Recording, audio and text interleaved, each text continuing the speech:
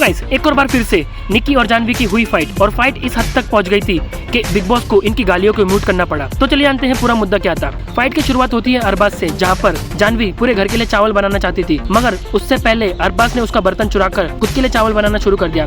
और बस इसी मुद्दे को लेकर जानवी ने अरबाज को काफी कुछ सुनाना चालू किया, और इस फाइट में अरबाज चुप रहा। जिसके बाद Jahnvi back to back Arbaz के ऊपर अटैक कर जा रही थी, मगर वहाँ पर निक्की भी मौजूद थी। जिसके बाद फिर निक्की बोली कि इसको भी इस एपिसोड के अंदर थोड़ी बहुत फुटेज चाहिए, इसलिए आज ये हमको सुना रही है। जिसके बाद तो जानवी निक्की पर भी बरसी और फिर काफी कुछ सुनाने लगी।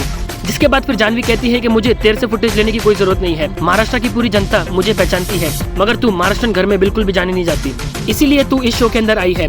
जिसके बाद तो इन दोनों के बीच में आर्गुमेंट इतनी बढ़ जाती है कि एक टाइम आता है कि जानवी निक्की को गालियां देना शुरू कर देती है। बिग बॉस को मजबूरन उस क्लिप को म्यूट करना पड़ता है। इसके बाद फिर निक्की सभी घर वालों को कहती है ये मुझे बेधड़क गालियां दे रही है और घर में कोई भी इसके ऊपर एक्शन नहीं ले रहा है, और मैं वीकेंड के वर्क पर सर को इस चीज की शिकायत करूंगी। इसके बाद फिर निक्की जानवी को ये कहती है कि तुझे तो मैं अब इस घर से निकाल के ही रहूंगी। तो जानवी भी निक्की को चैलेंज करते हुए ये कहती है कि मैं बस देखना चाहती हूँ कि तू मुझे कैसे निकालती है। कल की फाइट में ये साफ दिखाई दे रहा था कि जानवी निक्की और अरबाज इन दोनों के ऊपर अकेले ही भारी पड़ रही थी, और यहाँ तक कि जानवी ने निक्की के ऊपर पर्सनल अटैक भी किया। तो अब देखना ये होगा कि वीकेंड के वार पर रितेश इस मुद्दे के ऊपर किसकी साइड लेते हैं। आपको क्या लगता है, हमें कमेंट करके जरूर बताइए।